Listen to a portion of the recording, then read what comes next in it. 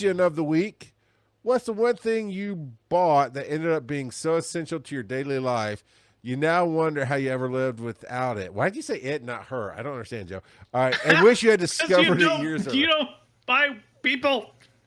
Well, I mean, you do. I don't buy people. Should we take a step back, sir, about how we became pod married?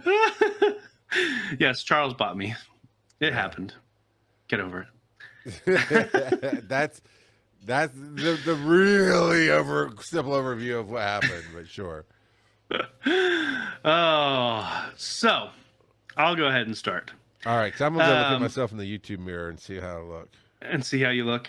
Yeah. You don't look fuzzy anymore. You've gone fuzzy a couple times, but I we'll changed the settings on the camera and I must have turned off or turned on autofocus. So that might be it. So what he bought was a camera that focuses all the time, every day, and he doesn't know how he lived out of focus. No. So for me, wow. This isn't actually something I bought, but was given. I received from a white elephant. And it is a shower speaker. And so I absolutely love it because I can listen to a podcast or an audiobook or whatever while I'm taking a shower. And it's something small. But I adore it. It is wonderful. It is lovely. I don't know because I resist doing things I know I want to do or should do, or I think, man, this will really be good, but what if it's not? I know something that you use every day. That Keurig of yours. Or yeah, okay, yeah. No, you're right. That's it. You nailed it. But I won't finish my story anyway, okay? You start your day every day with a double shot of Keurig. Look, millennial, you need to understand your role, man. Give me a second. Gen X, we like to work our stories up, massage the message in there real good, and then smack it and send it on its way. Massage the Keurig, and then give a little rubber-dubby. Don't you touch my Keurig, you dirty, dirty boy. Load it up, and smack it. Look. Get it started. Last week's Patreon episode should have been called... I lost it. It's not Quakers. It wasn't the Quakers. It was...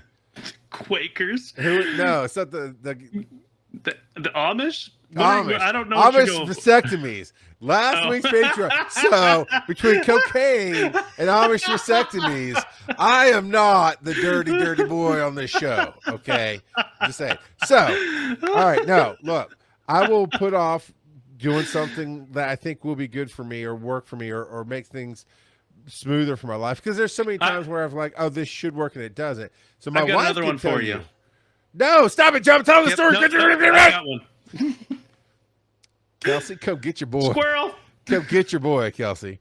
So my wife could go rattle off because there's so many times she see, I told you just take care of that for yourself. And you like, I have a metal cup. I'm sure you got tons of them. It's easier to see from somebody else when they do something for themselves. But yes, the Keurig, when I discovered that at some office I worked in, they're still kind of expensive for a coffee pot, but they're not a coffee pot.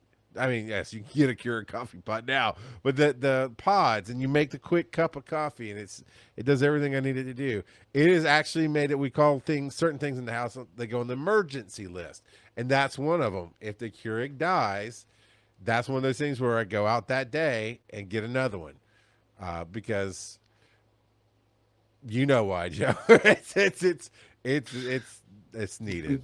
Because needed. You don't need to be a wanted murderer.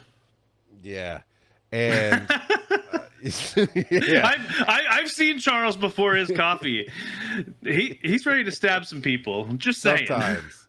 Sometimes, and I don't maintain a pot enough to really use those pots without breaking them. I mean, they just whatever. They overheat, cook, whatever. But also, I don't want to spend what you.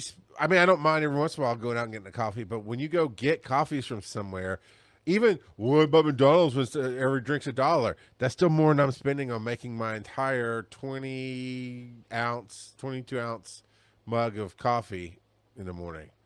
It really does break it down to doing it all yourself. So it made things more efficient and more affordable.